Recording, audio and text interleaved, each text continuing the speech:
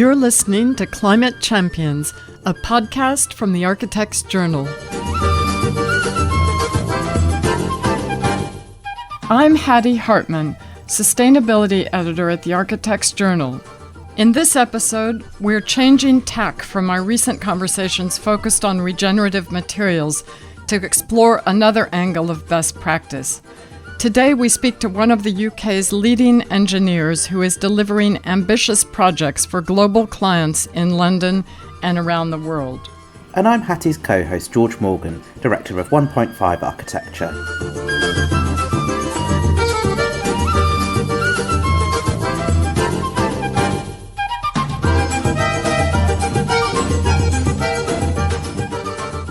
Our own discipline, like the big architects, has made hay in the last 20 years through technology by expanding its own position drastically. Different types of engineers are working in a different way, and some of them operate around, neologism like timber is the next concrete, or stone can do everything, or concrete is really bad. These things are unhelpful. So my position on all of this is really, we've got to rethink. There is no question, and there is no time. We have to start from the position of what is the most sensible thing to do, which has a long life. Once you've made those two things happen, how do you go about either saving old buildings or making new ones? Or how do you resist the temptation of fashions in material?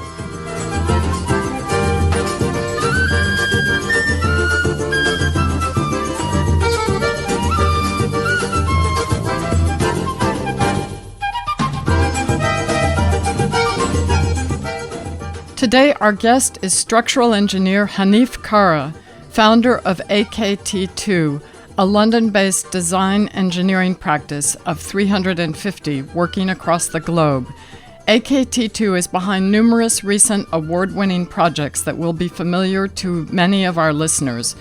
Grafton's recently opened Marshall Building at the LSE, Grafton's Sterling Prize-winning townhouse in Kingston, and Foster's Bloomberg, to mention just a few.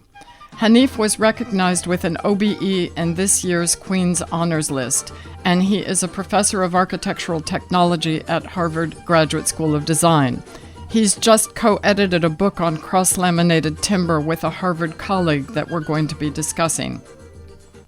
Unlike most of our other guests so far, I would venture to say that Hanif is not a climate champion from way back. I hosted a conversation between Hanif and Peter Clegg of Field & Clegg Bradley Studios recently at Future Build and quickly realized that AKT2 is currently working with all the most ambitious clients like Google and Apple and British Land, who have the resources and commitment to deliver sustainable outcomes. This means that he's on the forefront of what's being delivered on the ground now. This is quite different from our last few conversations with people who are really pushing the boat out on regenerative materials and doing everything they can not to build with concrete. But the reality is that concrete is, as Hanif explains, ubiquitous and here to stay. So Hanif, AKT2 works on all sorts of extraordinary projects. I've just mentioned a few, and you're currently on site with Big and Thomas Heatherwick for the Google headquarters at King's Cross. Before we dive into the detail of materials, I want to step back and look at the big picture of architecture with a capital A. A couple of key trends in contemporary architecture include the building as a diagram coming out of the Super Dutch era. Bjarke Ingels works with this, where form is pushed or twisted to generate a kind of lighthearted outcome. Or another approach is using very complex parametric forms proliferated on the computer for a mostly decorative effect. In these approaches, structure comes in to support a form derived from other considerations. But if we take climate emergency and embodied carbon seriously, have these kinds of approaches seen their day? Will structure lead the form of buildings once again? I can't ever see any building where necessarily I would claim the structure to have led the process. Bridges, I can see, So our definition of what an engineer does and structure does might be at odds here, because I've always argued that the purist engineering world was never really the only other way to do things. So as much as you say form-driven engineering might have had its day, engineering-driven architecture had its day even before that. So if you drive the focus through the lens of climate, that we all need to come together and review the discipline and change the boundaries quite dramatically. That's not necessarily just at the scale of architecture, as you know. That's at the scale of what we know of how the materials behave, how we readapt and rethink them, but also at the scale of city, how do we reimagine cities? And it gets more complex when you correlate that with the developed world against the developing world, because over there it's still quite difficult to get any building that doesn't have an iconic image, whether it's based on shape, style, fashion, or a particular approach to architecture. Outside the developed world, by that I mean predominantly Europe, it's difficult to convince people that they can not have the stuff we've had. So I'm not convinced that there is a problem with what you're describing as form-driven.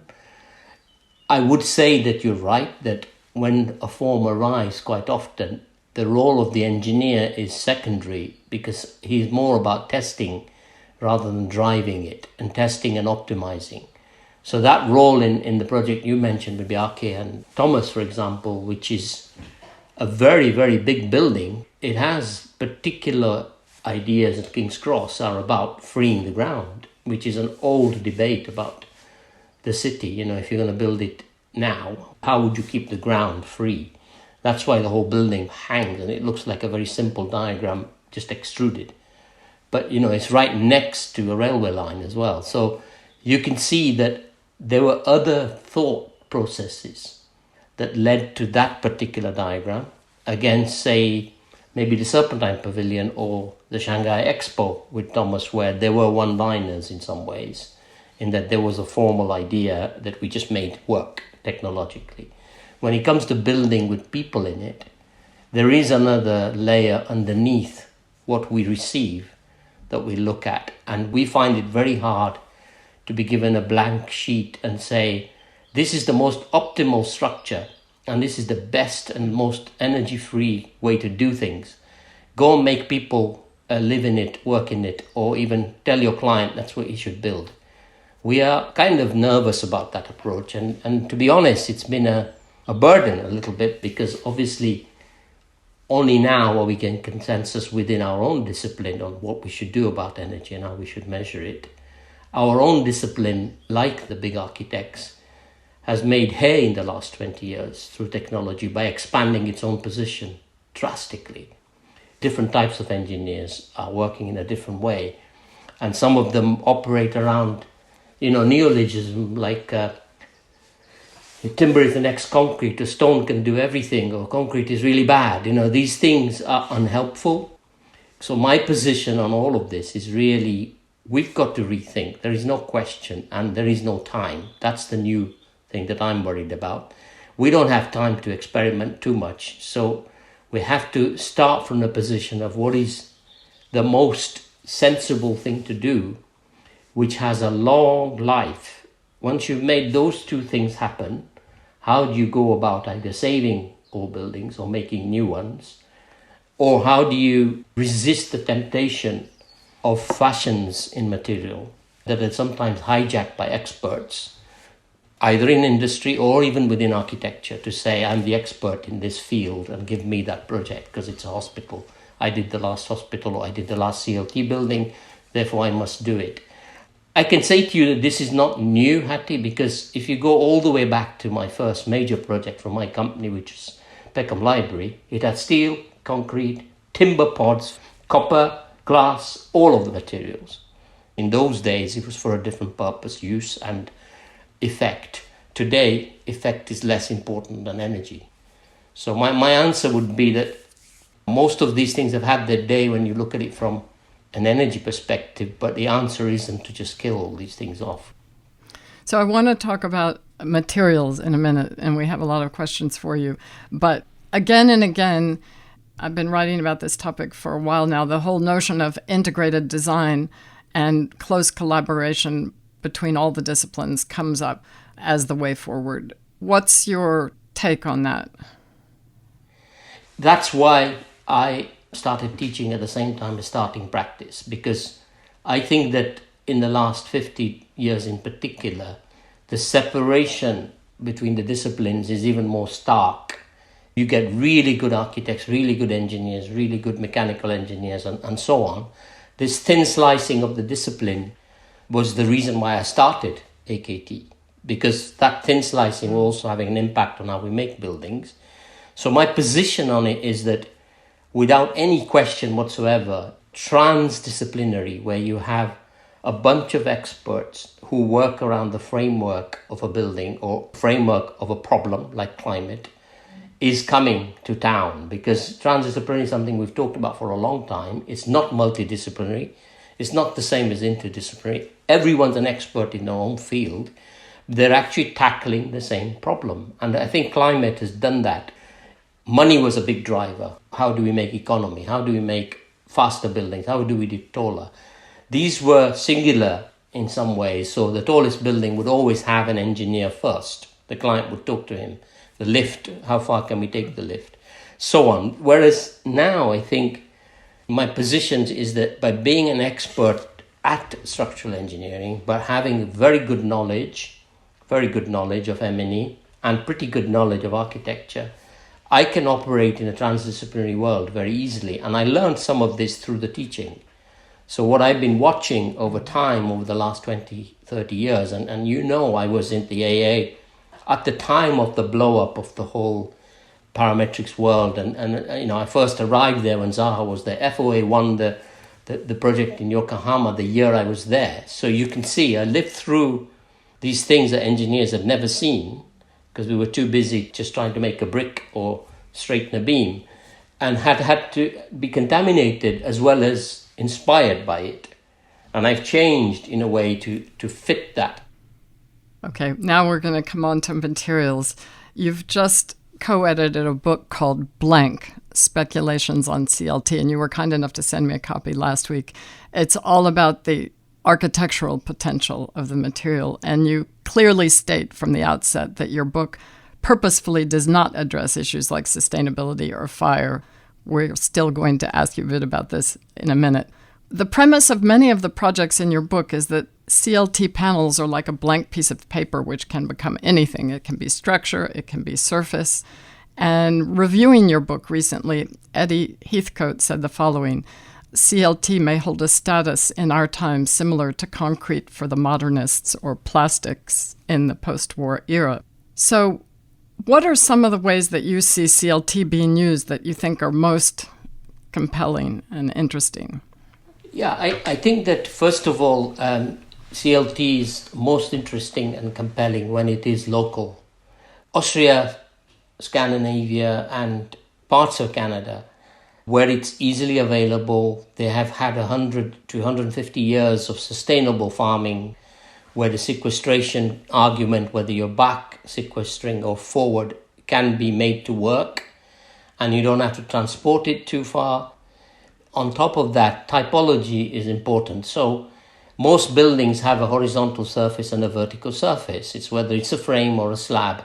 So when you look at types, you very quickly see that housing often needs a lot of both vertical and horizontal surfaces, and often needs acoustics, fire resistance, separation between neighbors. So the frame idea that Cope put with Domino House is not necessarily interesting for housing, because you then have to infill it and you have to make a wall and so on. So my argument would be that after locality, the second point is type. They're probably most likely to give us the best responses to housing schemes, where we have different ways of working with housing. And the third point I would make is, again, the limitation of it. Let's avoid for a second at least the fire and all the rest of the acoustic issues. But just in terms of scale, Culture House in Skellefteå, which is mentioned in our book, is the tallest one at the moment in Scandinavia. But when you go there, what you see is the columns are literally a meter by a meter, something you would never see in a steel or concrete building. So the limits are beginning to arrive, because in order to make it all or as much CLT as possible, the taller you go, the harder it becomes to make it work because of the strength. You need the compression strength, which concrete and steel have, that CLT doesn't. So there are issues on limit of height. So very tall buildings in CLT will be difficult unless CLT is an infill.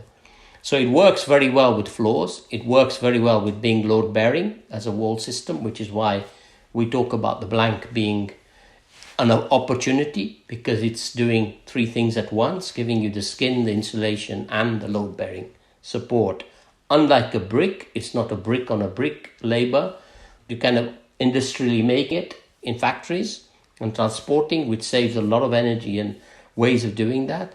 So I do see that type of use is without any doubt for new developments. The other area that we have been promoting it quite a lot is when you have to add on top of existing buildings. Because of its lightness and because of its nature, the tolerance that you will have when you experience a building that has been added to, it's a really no-brainer in many ways. You can put a lot of this stuff on most of London's housing schemes. You could do one floor without even thinking about it. So I think there's an opportunity there. I also am very cautious about its exposure to climate. Everybody knows that if it's wet, it starts to rot, and you can't really bring it when it's raining.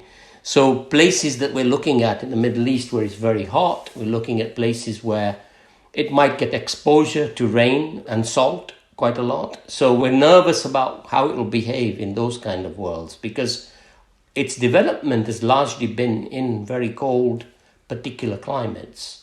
And yet there's more testing to be done on how we use it in other climates, I suspect. That would be my take on it. I'm a fan, but I'm also very, very careful as a structural engineer not to be biased as an expert in CLT, which is why I did the book.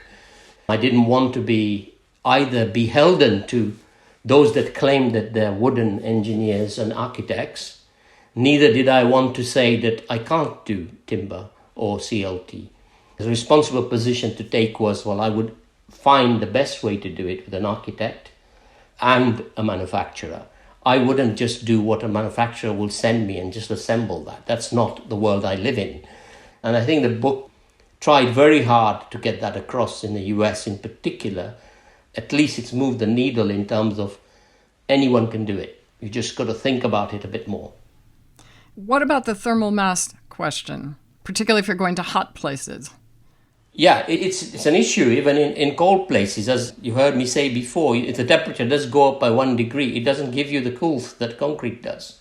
Absolutely. And so there's a discussion to have on what will we do if we use it for a lot of housing. Suddenly, do we just have to make it thick to give us the insulation, even though it doesn't need to be structurally thick? How do we deal with the increase in temperature? So we are right now testing the combination of timber CLT with skin, a very thin skin of concrete on it, where the concrete is only providing thermal mass, because you don't need the whole depth. And we're beginning to do this just to do some continuation of work that has come through the office, because clients have been nervous about one aspect or another, and we feel responsible that we should actually test this, because we learned a lot about CLT as well from the headquarters building in King's Cross that you referred to, because at 30,000 square meters of CLT on that, how it behaves dynamically was not predictable. It was very difficult. So we've had to go back and do some more tests. Whenever a new material arrives, Hattie, this happens. You either rush to it and there's a lot of naive enthusiasts, or there's a lot of biased rejection of it. And what we try to do is actually test these things on a range of projects. And I think that is the benefit of being a curious engineer who is trusted to also bring in research and development into the work so the client can benefit. So I'm quite keen that it's not seen as over-enthusiastic or biased rejection from me, but I do get concerned about that kind of virtual signaling on any material. Because sometimes it's talked about as if it's a sort of wonder material that everything can and should be made out of, even when that doesn't necessarily play to its strengths. Like, sometimes it's used for its visual appearance on a building that isn't big enough to need its kind of structural properties, or it might be sort of treated as a bit like a card model that's kind of full scale. It doesn't really work like that. So yeah, it's interesting to hear about the balance between using it in appropriate contexts and scales and types, rather than as, something to be kind of rolled out across everything, everywhere. The other project that really does that is the Maggie Centre in Leeds with Thomas, which is not just CLT, it's timber though. Everything is timber. And I think it was predominantly driven by health and well-being and tactility of timber. But there, the answer, going back to Hattie's first question, we didn't get given a shape. It was a very tight site. What we were given was, we have to do the healthiest building. And these are my ideas. How do we go about doing it? Can we test it with timber? And we could do it with timber, but we then had to strengthen some aspects of timber locally with metal. And we predominantly have done it with timber. So it goes back to the point about what is the role of the engineer? How does the material act as an alibi in that design question for both the engineer as an architect? And how does it act as a permanent solution for climate? Because that's the other question. How long these buildings will live, and how do you really talk about sequestration? It's quite a complicated situation. The wonderful thing is that structural engineers are finally coming to some kind of consensus that we should use dynamic models to actually pitch where the target should be. And we're coming to some kind of conclusion that we should only be looking at the forward sequestration rather than the backward, because if you just cut a forest and don't grow it, that's not acceptable. But that doesn't actually happen often in the CLT world. They are always farming. So we're finding some consensus in dynamic life cycle assessment, which is a bit more accurate. This is coming from Bath University, Imperial College, and people like us who are talking about how do we properly represent CLT outside the general noise that's going on. Well, that is a perfect segue into my next question, which is about all these claims about using timber or CLT to cancel out more carbon-intensive materials in buildings in order to reach net zero. I don't entirely buy that. Isn't it much more about the right amount of the right material in the right place rather than just let's use more timber so we can get it to all add up to zero? Hattie, I think you should say that out more loudly and more clearly, please, because concrete and steel are not going away. We are finding solutions. We're looking at a very interesting project with Imperial College using olivine, Ceratec it's called, using olivine as the natural stone that we would make the cement out of, and it captures carbon. It's early days, but we'll make a pavilion in the summer to see if it works. We're looking at, of course, cement replacement has been around, and LC3, that's around quite a lot. We've done some cement repiling for Canada Water and so on, but there are opportunities in concrete that might not happen in the speed that we want it, 10 or 20 years, but it certainly isn't going away. And we think, certainly in my office with some people, that it's good to do that because at least we can then transport that thinking, the recipe. We can't transport the cake across to China, but we can transport that recipe and get them convinced that actually you don't have to do it the way we did it. So there's that going on. In steel, DRI, which is reduced iron, pig iron, which only Sweden has managed to make work at the moment, where they're using a new way of making pig iron before you make it into steel, but also using electric arc furnaces. So they're making green steel, literally. And it's only so far in Sweden. There are others that are making it in the Middle East and so on, but that's heavily reliant on natural gas. So there are things happening in the steel and concrete industry that mean something. We ourselves are experimenting with what we can do with masonry. What can we do with the most common unit is a brick. How can we find new ways other than going back to Adobe construction?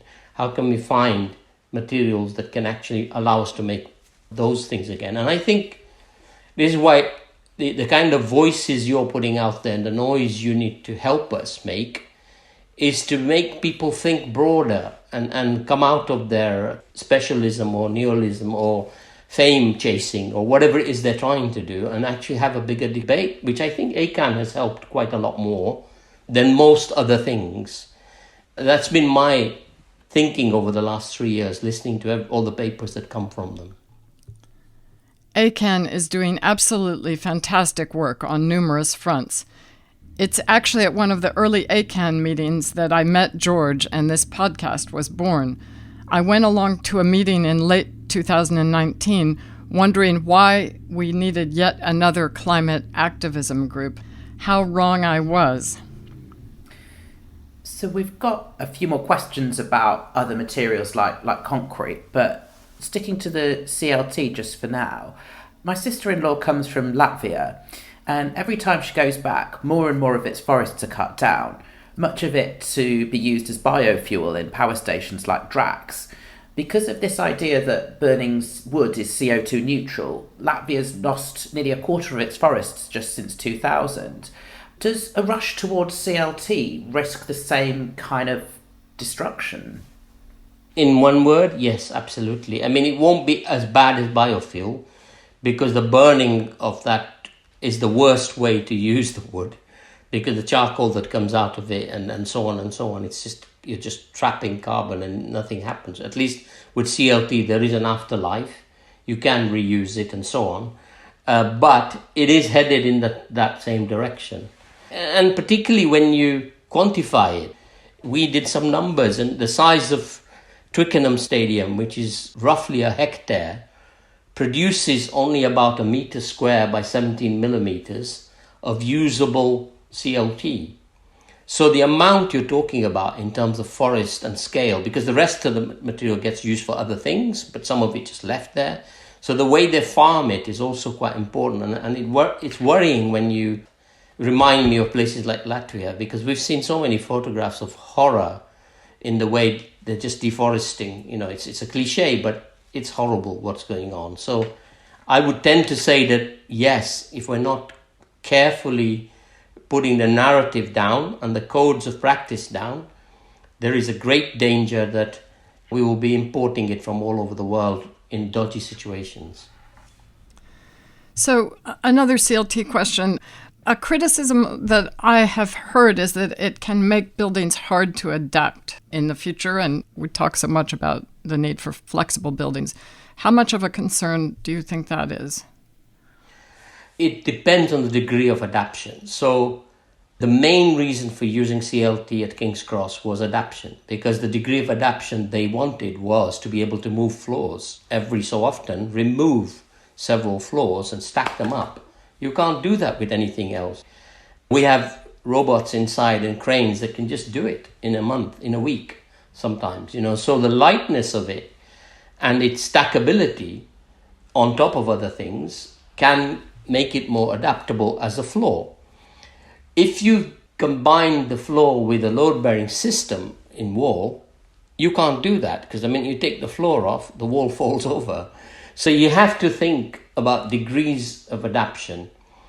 I think people who are saying this are right about the fact that you can't cut it up. It's not like your home where you can take the floorboards off and actually take some joists out. It's not like that. It's an engineered wood.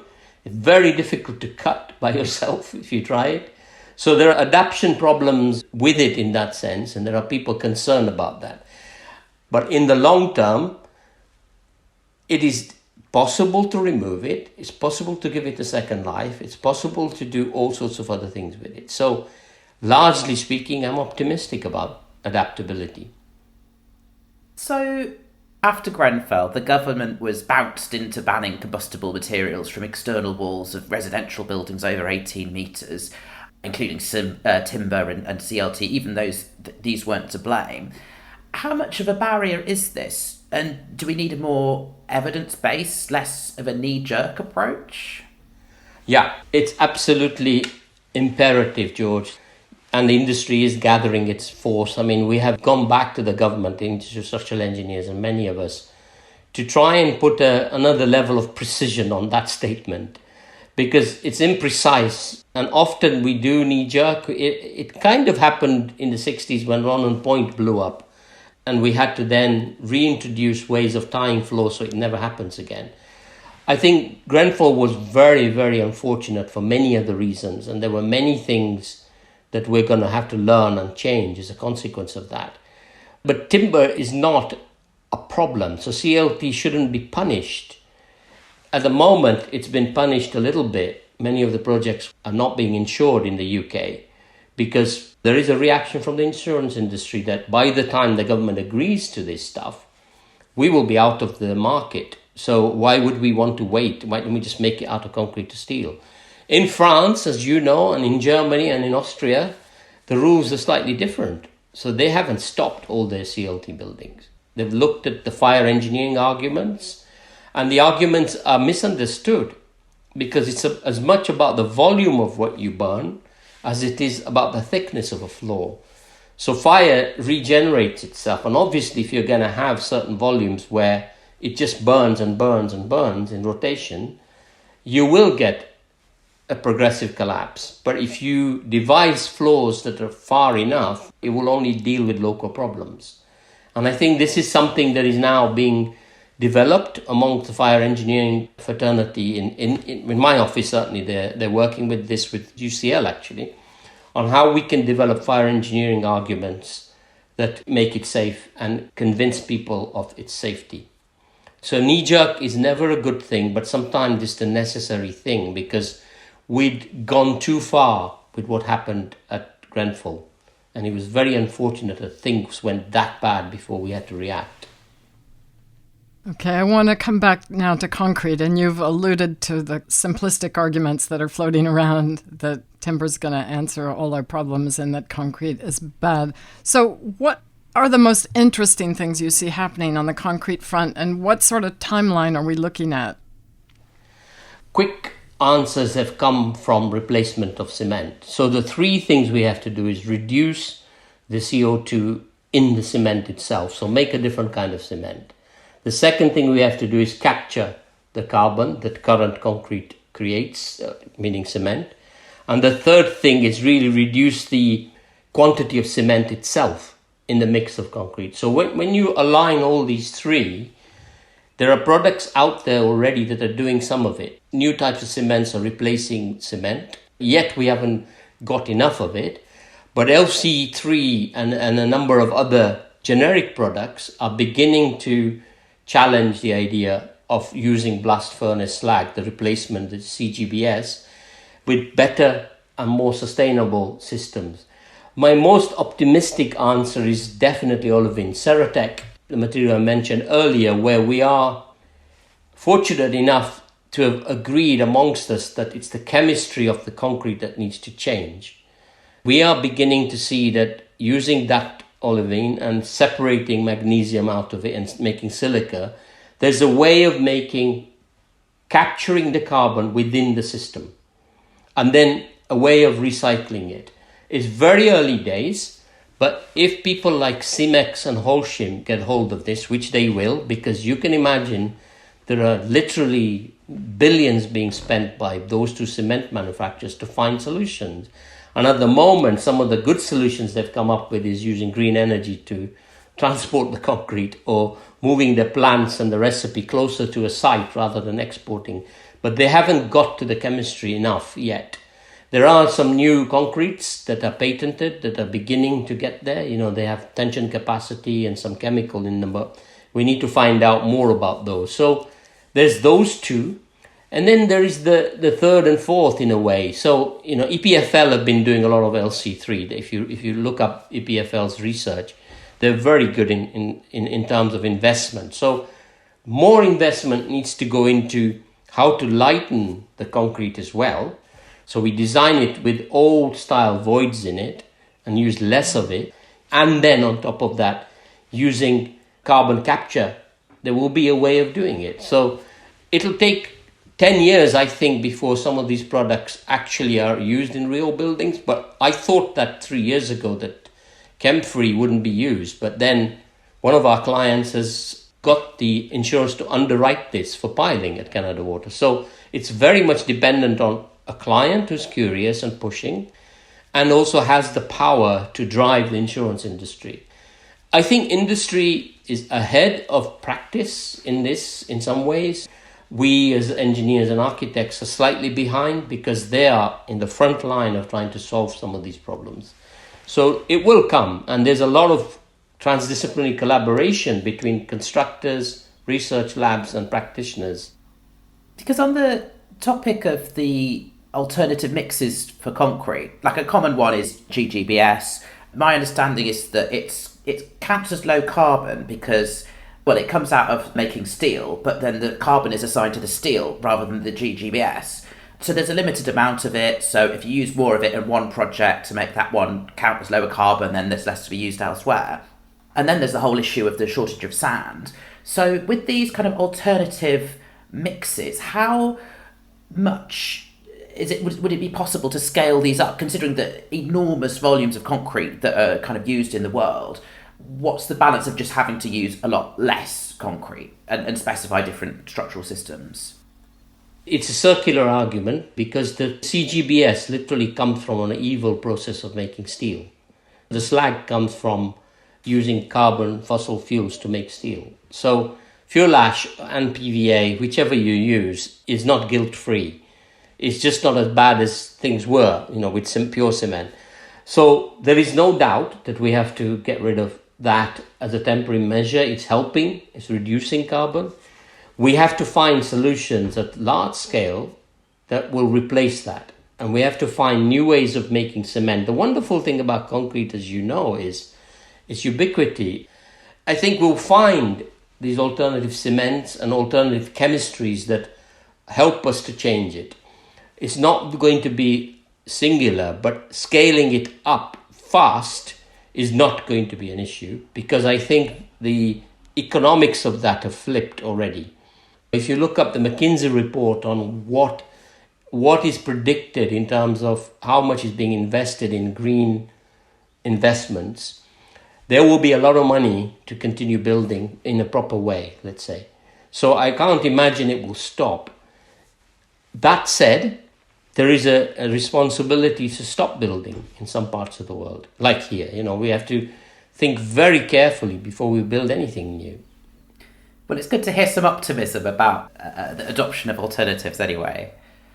Yes, and that there is a lot of research going on. Hanif, I know that you like to be provocative, and I've recently heard you reiterate what people like Michael Pollan have been calling for some time, that we need a whole new paradigm or systems change, and we need to move beyond the low-hanging fruit of sustainable design. So you've said that the data that sits behind certification schemes like BREEAM and LEED, quote, is largely lies and doesn't really work, unquote. What are you getting at there? What I'm getting at is that so far we, and I mean the global we, have been able to pull the floor up with these devices like, the BREEAM and the LEED. And we've been making out we're responsible and doing better than we were before these factors arrived. I believe if you go back to first principles on many of these things and do post-occupancy on many of them, you will know that the data never really responded to when it got its tick as BREEAM excellent. If you go back 5 years later and measure it, it's leaking more, it's got all sorts of problems. So what I mean by that is investment and post-occupancy measurement, but also really pushing beyond those local and low-hanging fruit. And I quote the Bloomberg headquarters quite a lot because I know that many architects complained about it when it won the prize, but tell them to go back and measure it, because that's what Foster & Partners and the client did and are doing and continue to do. On operational performance, I totally agree that it is exceptional to find a building of the complexity of Bloomberg operating as intended. I happened to bump into Michael Jones, the Foster's partner in charge of that project, in the Roman Mithraeum below the building about a year after it opened. He was visiting with Lady Stirling, and he explained to me that he had just received the results of 1-year monitoring, which showed the building was performing very close to its predicted performance. My understanding is that there is almost zero performance gap. This is an incredible achievement which has been underreported in the press. Embodied carbon is another matter, and that's where a lot of the pushback from the profession has come, particularly with the increased understanding of the importance of whole-life carbon that has evolved in the 5 years since the building was completed. A significant part of the existing foundations on the site were reused, with presumably massive savings, as substructure is a large component of embodied carbon. But if my understanding is correct, the exterior sandstone for the walls was quarried in Derbyshire and then sent to Italy to be finished, and the beautiful bronze on the operable gills in the facade, while a thin veneer, was sourced from Japan. Clearly, we must crack open current supply chains and start doing things differently if we're going to build regeneratively. Can you elaborate on the embodied carbon analysis you did for Bloomberg, and do you know how it stacks up against the 2030 targets? So the first thing to say that the building opened in 2017, so we were targeting BREEAM at the time, so no specific embodied carbon calculations were done at the time. The embodied energy calculations that we do now are far more granular. So in that particular case of Bloomberg, totally agree with you. There were things that we did that we shouldn't have done, maybe like to take the sandstone out of the country and bring it back. But on the whole, when you look at St. Paul's, which is 320 years old and is within reaching distance of us, the goal was for Bloomberg, could we get something that could be there for 300 or 400 years, even though we were designing for over 100. Most people weren't at the time. The granularity today is far more sophisticated. As we said earlier, dynamic life cycle measurements are only just entering the structural engineers world. We're getting some consensus. There isn't any question in my mind that as we get more granular, we'll get better. So in the case of the substructure on that project, but the biggest saving was really in the fact that we reused close to 6,000 piles on site. You get probably 20 to 30% of embodied carbon in any structural system is below ground. So it's a significant hit if you're taking the substructure and going for it in terms of saving as much carbon as possible. And I know there are lots of visceral comments, by those who don't really understand construction, those who talk about it and those who write about it. I also know that, new buzzwords appear time and time again. Regeneration is one. Regenerative is a word that was invented in 1300. But we have to do these things. Criticism is good. It is good. But my own view remains, and I invoke C.P. Snow, criticism that is that concentrates on a tiny passage of mind that is insensitive to the total flavor of the project. Remember, Bloomberg is about a city. It was about the square mile, the last island site. You had to go for everything. I don't disregard the fact that the budget was far more than most buildings. This is not to do with anything but the granularity and the way people report, and more than anything, the post-occupancy. And I think both Bloomberg, and if I could just say White Collar Factory now, they're being post-occupancy measured.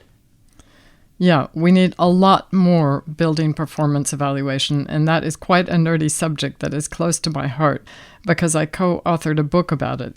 In fact, we're going to talk about post-occupancy in our next episode. But it's more the embodied question with Bloomberg that has been raised by both the press and the profession. So we should do the calculation and look back. It'd be useful for us to do that, I think.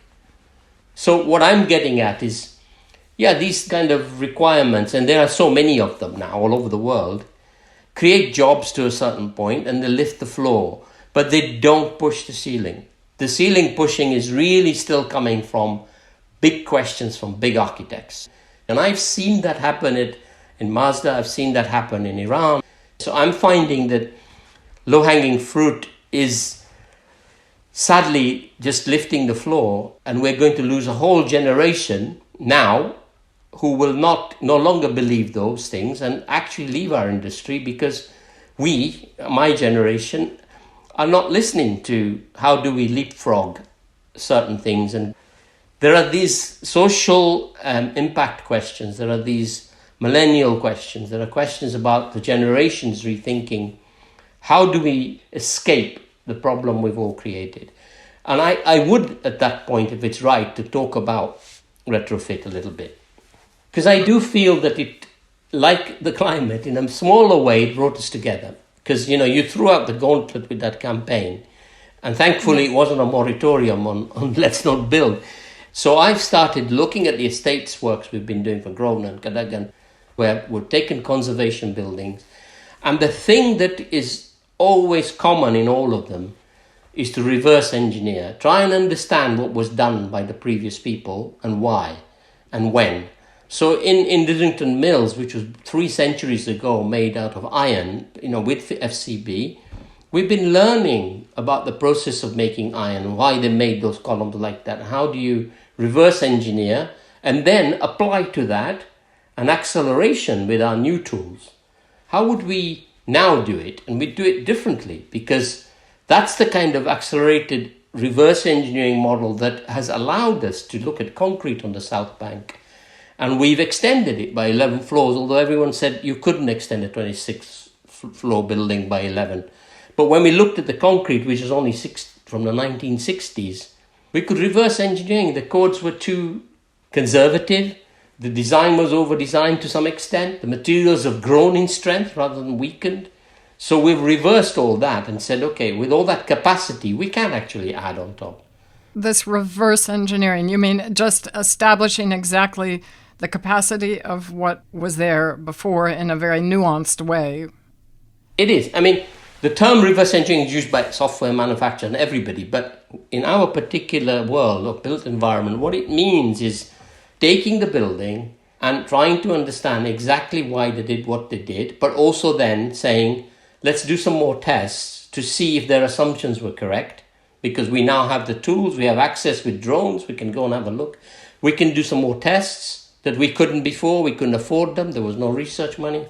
And then apply new forensic tools, which the computation now allows us. And you suddenly come with an enormous benefit. And this particularly helped us at the net zero building at Broadgate with British Land, where Hopkins remodeled the whole building, increased the area of a 1980s building by 40%. And we only took 50% of the steel out of it. We didn't do any new foundations. This was all done because there were good records. We could look at the records. We could say it's over-designed here. How could we reverse engineer that? Can we put a couple of more bolts in or take some out and do some welding and so on and so on? And that idea is not new. It's something we've had to do, but we need to do far more of it now than ever before if you take the thicker version of retrofit, where the engineering is also involved. It's not just about the skin. The skin is another thing that I think curtain walls are coming to their end of life in London, because they're only designed for 25 years. We can't take them all off. So we have to think about how can we give it a new 100-year life instead of 25 now. So a lot going on, Hattie, in this area. Yeah, Simon Sturgis has been saying that for a while. So do you design your work with a view of how it can be adapted in the future? There's the whole conversation around end of life and dismantling buildings, even kind of having to adapt buildings in the future. Is that part of your methodology? Yes, it's not new. I mean, some clients were already doing that. So take Google or Apple, all of the ones we're working for were already doing it. And disassembly is coming in, but we're resistant to it because really nobody will ever disassemble that easily. So why don't you just try and make something that will last 200 years or 100 years and also allow for some disassembly? But if you start doing mechano sets that will then be disassembled every 25 years, you're going to run into another problems. It's a big discussion, but adaptability and flexibility has become a proper word now. You know, we used to do it like as a tick box before. We're doing some that are being disassembled. I told Hattie that number 1 Broadgate, the steel is going to be reused in another project. In the past, you wouldn't have heard of it. The client would never say, can I reuse my steel for something else? Just went to a waste somewhere. Okay, I've got one last question for you. We could go on for another hour, and we haven't even really touched on the whole north-south question, which you alluded to at the beginning. Can you describe for us a bit about your journey of engaging with these issues, and when did it really start to shape the way you work? You know, it's a very personal question. So why did I ever become an engineer is where it starts. I came from an immigrant background in Uganda. I realized the built environment changed my life when I came here as a young boy, because we literally lived in a small town called Bombo in Uganda, which was made of mud and so on. My father was a school builder, very small schools. So I already had this knowledge of how much the built environment improves your life. I would completely agree with you that I also, when I started the practice, also had an entrepreneur hat on. You know, what was going out there? Who was not building? And I could make things happen for that person and therefore be profitable enough to not do house extensions. There was always that strain to me. I've never been ashamed of it. I'm very proud of it. But the birthplace and the connection to the Aga Khan and War for Architecture for over 20 years, I've always had my eye on how to make things cheaper, quicker, with less energy in places like that. It wasn't necessary here always. In here, I was being asked to do the funniest looking building or the tallest building or the funkiest building or the least columns or whatever. And I had to respond to that as an engineer. So yes, I would say that we might be perceived to come to the world of let's do it all in whatever material, less, right? But we're not. So the next generation at my office, which most of it has been there 15, 20 years, wouldn't let me get away with it, Hattie. They just couldn't let me get away with it if it wasn't about what is the current gritty problem. It may have been parametrics 20 years ago. What is it today? It's climate. Thank you so much, Hanif. Really interesting to talk to you.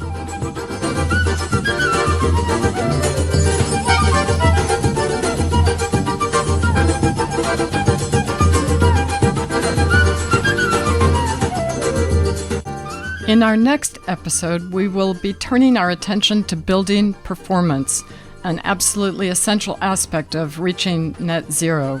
Our next guest will be Judith Kempion. On the 1-year anniversary of the publication of our book, Energy, People, Buildings, co-authored with Sophie Pelsmakers, we will revisit key messages from the book, and Judith will fill us in on recent developments in building performance, particularly at the European level. Current discourse has been very much dominated by all the excellent work being done around measuring embodied carbon and the need to regulate it. However, we must not lose sight of the simultaneous need to minimize energy demand and operational carbon emissions on every single project.